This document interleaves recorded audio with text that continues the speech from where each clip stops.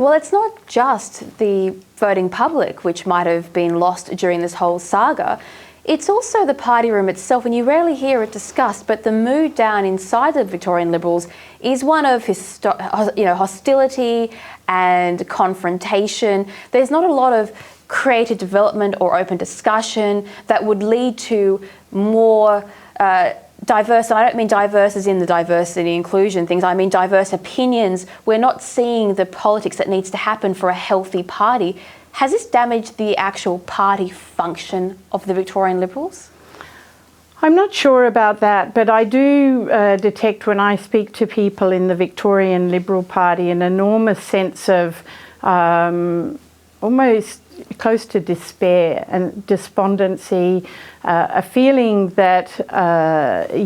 they face in Daniel Andrews a formidable politician, and a very clever politician, one might say, who really seems to have a grip of the zeitgeist there. And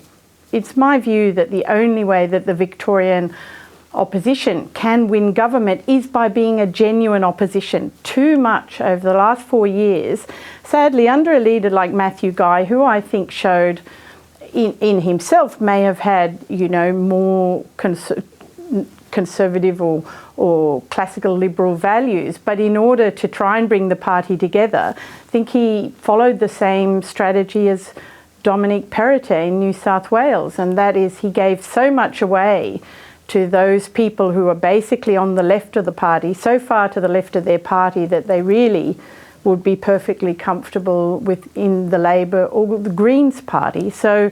I think that's not a recipe for success. Well, speaking of dystopian landscapes, you wrote about the Ida Hobbit, which sounds like a character from Lord of the Rings, but it's actually an acronym for the International Day Against Homophobia, Biphobia and Transphobia. On this, you said that Maura Deeming found Ida Hobbit to be hard. She was referring to the almost brainwashed class of political peers wandering around her who worship at whatever the latest radical activist celebration day is. Are politicians generally and as a species using social politics as a distraction from serious political problems facing us? I think perhaps, but I genuinely think this whole debate about the rights of women and the rights of children is a serious political issue. I think when you talk about things like virtue signalling on Ida Hobbit Day and, I'm inclusive of everyone, but particularly trans people or, bisexual people or whoever you might see as the most protected minority, that's all very well, but at the same time what's really happening is we are seeing some very serious issues about the way children are being treated, about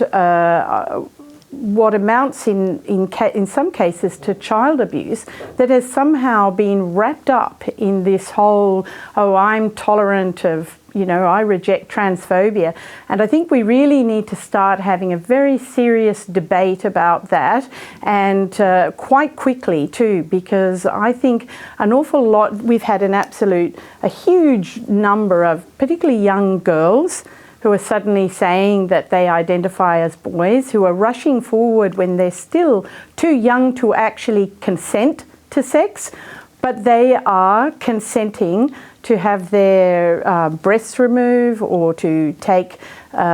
drugs which delay puberty and may render them infertile. These are enormously serious things, and the very large numbers compared to only a generation ago raise the horrifying prospect that many of these may be misdiagnosed, and in fact they will have terrible regrets, as we have already seen.